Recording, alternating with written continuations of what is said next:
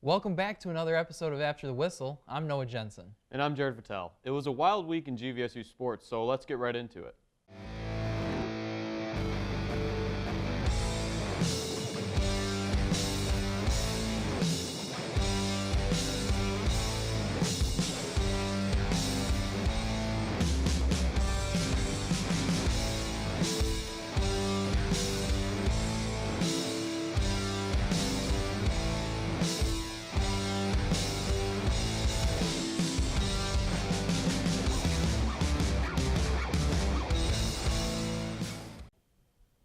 The Grand Valley State football team was handed their first loss of the season this past Saturday in front of a sold-out crowd with just over 16,500 fans at the hands of the Ferris State Bulldogs. The Lakers lost the Anchor Bone Classic 35-31. While quarterback Bart Williams did throw for nearly 500 yards in the game, he was unable to connect with receivers on a lot of key throws, only completing 46% of his passes and throwing three interceptions in the contest.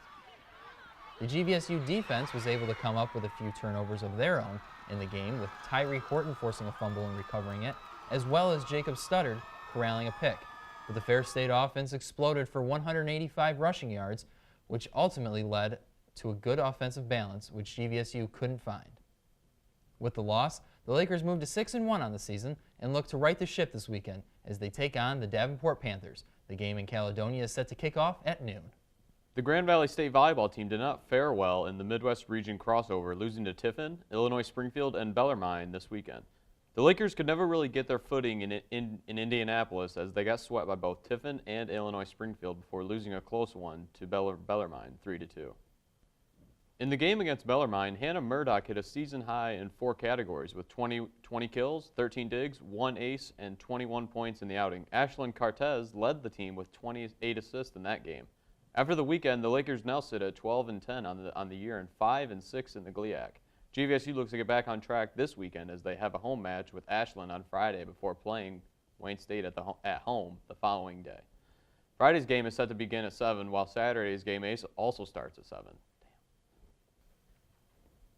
The women's tennis team was also in action this weekend, winning against Ashland on Friday 7-0 before picking up their first loss on the season as well as their first GLIAC loss in over a year as they fell to Wayne State 3-4. Against Ashland, the Laker women dominated in both singles and doubles, not allowing more than 4 points scored in any of the sets. Madison Ballard stood out from the number 2 position in singles as she won in straight sets 6-0 and 6-0. The Lakers look to remain perfect on the season, heading into the final home match of the season against Wayne State before ultimately falling to the Warriors 3-4. Maria Letko and Livia Chrisman won the only doubles match from the number 3 position 6-0, while Vera Grieva and Ballard won from the number 1 and number 2 positions in singles. Nicole Henniger also scored a point for the Lakers, winning her matchup from the number 6 position. After wrapping up their last games at home for the fall season, the Lakers head out to Saginaw Valley State on Saturday before finishing up the regular season at Northwood on Sunday. Both Saturday and Sunday's matches start at noon. The Grand Valley State soccer team was the highlight of the weekend as they remain undefeated this week, picking up 2 more wins to improve to 14-0-1 on the season. The number 1 ranked Lakers needed overtime to beat the 21st ranked Saginaw Valley State Cardinals 2-1 on Friday, October 12th. Sydney O'Donnell scored in the first 2 minutes of the contest, and Ava Cook got the key goal in the 94th minute. The Lakers also earned another victory on Sunday, October 14th, beating the Ashland Eagles 3-0 with the team celebrating Senior Day. An own goal by Ashland got the scoring started early, with Katie Barron chipping in a goal in the 21st minute and Tara Learman also scoring in the 83rd minute.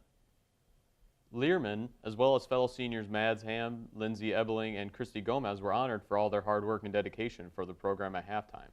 The GVSU soccer team looks to remain undefeated this weekend as they travel to Big Rapids to face Ferris State on Friday before traveling to Midland for a matchup with Northwood on Sunday. Friday's game kicks off at 4 p.m. while Saturday's game is set to start at noon. Coming up, we will hear from our other segments to get a closer look at what else happened in the sporting world, as well as sitting down and getting to know a member of the crew. And make sure to like us on Facebook, follow us on Twitter, and check out the new After the Whistle Instagram page. Subscribe to GVTV on YouTube to stay updated on all things After the Whistle. That will do it for this week in GVSU Sports. Until next week, I'm Jerod Fattal. And for the rest of the crew, I'm Noah Genson. All game, all season, always on After the Whistle.